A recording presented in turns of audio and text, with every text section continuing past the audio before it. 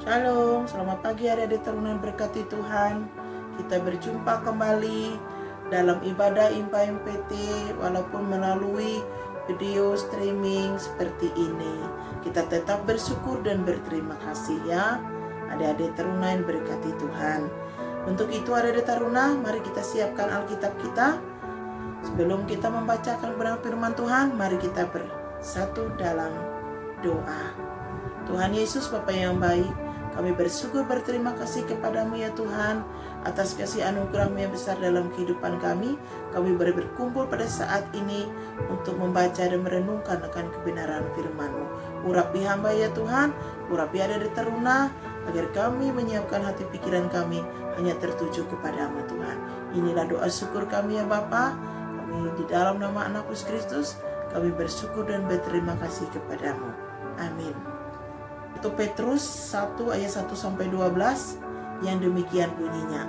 Salam dari Petrus Rasul Yesus Kristus kepada orang-orang pendatang yang tersebar di Pontus, Galatia, Kapadokia, Asia Kecil dan Bitinia, yaitu orang-orang yang dipilih sesuai dengan rencana Allah Bapa kita dan yang dikuduskan oleh Roh, supaya taat kepada Yesus Kristus dan menerima percikan darahnya.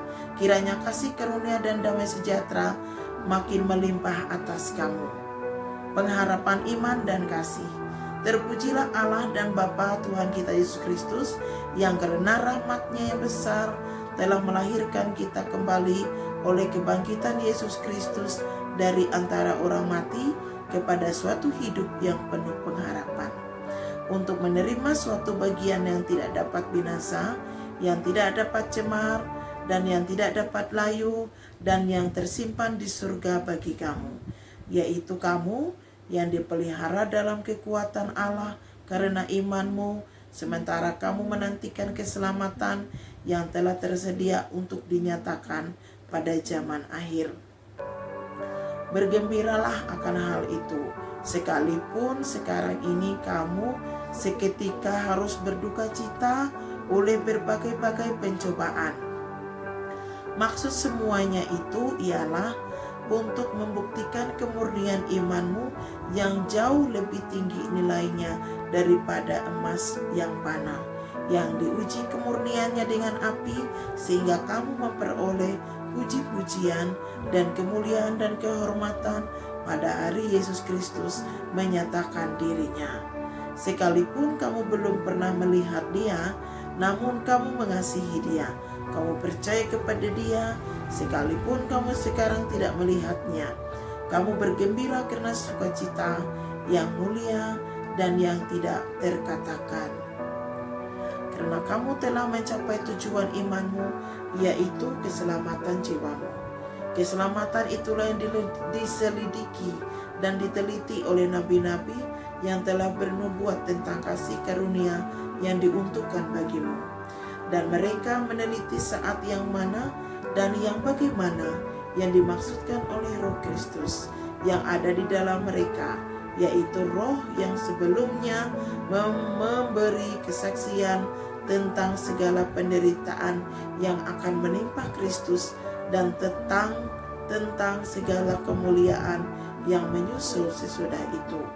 Kepada mereka telah dinyatakan bahwa mereka bukan melayani diri mereka sendiri, tetapi melayani kamu dengan segala sesuatu yang telah diberitakan sekarang kepada kamu dengan perantaraan mereka yang oleh Roh Kudus yang diutus dari surga menyampaikan berita Injil kepada kamu, yaitu hal-hal yang diketahui oleh malaikat-malaikat. 1 Petrus 1 ayat 1-12 ini terbagi menjadi dua bagian dalam pengertiannya. 1 Petrus 1 ayat 1-2, pada ayat 1 dikatakan salam itu ditunjukkan kepada orang-orang pendatang yang tersebar. Nah, hal itu mau menunjukkan bahwa surat ini ditunjukkan secara khusus sebagai orang-orang Yahudi Kristen yang hidup di luar Palestina. Nah, orang-orang Yahudi Kristen yang hidup di tengah masyarakat asing yang tidak mengenal Allah merupakan bagian dari rencana Allah untuk menguduskan mereka agar mereka dapat menjadi alat Allah untuk menyatakan kebenaran Allah di tengah bangsa yang tidak mengenal Allah.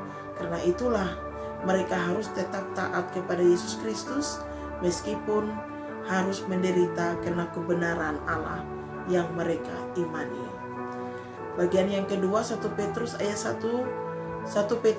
ayat 3-12. Di sini menyatakan bahwa kematian Yesus memang membuat para pengikutnya mengalami kehancuran, tetapi kebangkitan Yesus kembali memberikan pengharapan hidup bagi setiap orang percaya.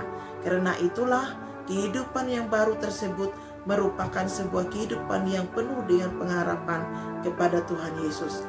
Dengan kata lain, Rasul Petrus mau mengatakan bahwa kebangkitan Yesus Kristus merupakan dasar harapan setiap orang percaya kepadanya. Adik-adik teruna yang diberkati Tuhan, kita harus tekun untuk tetap menjadi orang yang beriman. Meskipun harus menderita, tidak akan pernah sia-sia. Karena setiap orang percaya yang hidup dalam iman kepada Allah akan mengalami keistimewaan daripada Allah sebagai berikut. Dipelihara dengan kekuatan Allah, artinya perjuangan orang percaya untuk menjaga imannya dengan kuat akan membantu setiap orang percaya merasakan kekuatan Allah yang setia memelihara kehidupannya, yaitu kehidupan orang percaya, orang yang setia, orang yang taat akan perintahnya. Dengan kata lain mau dikatakan bahwa syarat utama untuk merasakan pemeliharaan Allah adalah iman kepada Allah dengan sesungguhnya. Bagian yang kedua, setiap orang percaya yang tetap setia dalam iman kepada Yesus Kristus akan memperoleh anugerah kehidupan, keselamatan yang kekal daripada Tuhan Yesus.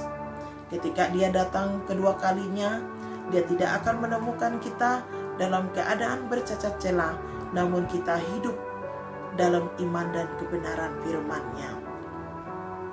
Sehingga penderitaan janganlah dilihat sebagai hal yang menakutkan, tetapi sebagai sebuah proses untuk memurnikan iman kita tetap teguh, tetap berpengharapan kepada Yesus Kristus. Adik-adik teruna yang berkati Tuhan, dalam pemahaman teologi, karya keselamatan Yesus itu adalah manusia masuk dalam kehidupan yang baru, yaitu hidup yang senantiasa berpengharapan hanya kepada Allah, yaitu Yesus Kristus. Hidup yang berpengharapan kepada Allah akan membantu setiap orang percaya dapat merasakan kekuatan pemeliharaan daripada Allah di tengah penderitaan yang dia alami. Penderitaan diizinkan oleh Allah untuk membuktikan kemurnian iman setiap orang percaya. Artinya, jangan pernah takut dan lari dari penderitaan atau bahkan marah kepada Tuhan atas penderitaan yang kita alami. Karena penderitaan merupakan alat pemurnian iman setiap orang percaya. Iman itu bukanlah sekedar percaya, tetapi dari percaya yaitu mempercayakan diri dengan sungguh kepada Allah dan mempercayakan segala sesuatu berdasarkan daripada Allah, bukan berdasarkan daripada dunia. Kita menyerahkan diri kita secara total kepada Yesus Kristus agar senantiasa dalam kehidupan kita, dalam kehidupan orang percaya mendatangkan berkat dan sukacita. Ketika kita sungguh mengasihinya, maka kita akan mengalami sukacita, damai sejahtera daripada Allah. Demikianlah firman Tuhan pada pagi hari ini. Tuhan Yesus memberkati kita. Mari kita berdoa. Tuhan Yesus, terima kasih Bapa atas kebenaran firman-Mu ini. Biarlah firman-Mu ini Tuhan tidak berlalu begitu saja, namun melekat dalam setiap hati pribadi kami sebagai kakak layar maupun adik-adik teruna. Sebab firman Tuhan adalah firman yang hidup, yang menuntun setiap kehidupan kami untuk hidup berpengharapan kepadamu, untuk hidup selalu berserah kepadamu. Sebab Engkau Allah yang patut disembah dan patut dijunjung tinggi, karena kebenaran-Mu adalah kebenaran pribadi-Mu yang hidup dalam kehidupan kami. Terima kasih Bapa, terima kasih Tuhan Yesus. Hanya di dalam nama Anak Yesus Kristus kami bersyukur berterima kasih kepadamu. Amin.